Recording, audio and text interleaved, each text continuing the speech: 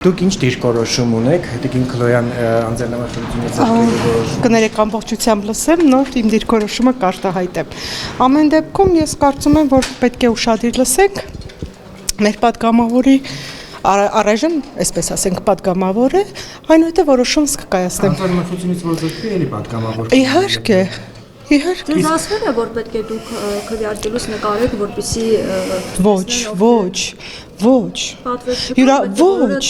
ոչ, հարգելիս ոչ, նման բան չկա։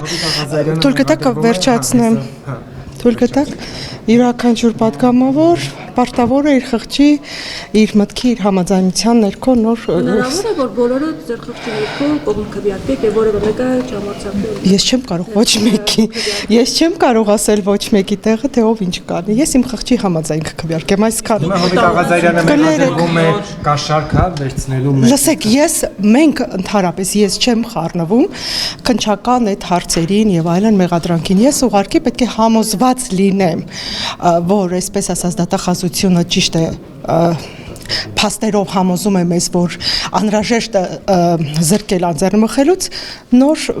ասպեկտ տեսեք իրավապահ համակարգ իր մահակը օգտագործում է այն ժամանակ, երբ որ ըստ էության տվյալ անձը այլևս չի հարում ԿՊԱ-ականի եւ իշխանության է, որտեղ այս քրեականությունը 1 տարուց ավել արդեն կար եւ գլխավոր դատախազը եկավ ազգային ժողով։ Այն ժամանակ, երբ որ Հովիկ Աղազարյանն այլևս ԿՊԱ-ական չի, սա ըստ էության կարող է լինի նախադեպ այն առումով, որ սպառնում է ձեզանից յուրաքանչյուրը, երբ որ դուք ԿՊԱ-ական չլինեք, ձեր անձնապես ձեզ չեմ ասում, նկատի ԿՊԱ-ականների յուրաքանչյուրի վրա կարան բերեն քրեական գործեր հարուցեն, այսինքն ԿՊԱ-ականը լինելը դառնում է այս բանի պաշտպանիչ օղակ։ Կներեք, ես բացարձակ համաձայն չեմ ձեր արտահայտած մտքերի հետ։ Մի տարի առաջ չէր գալիս դատախազը։ Բացատրեց, ուշադիր լսեք, կներեք։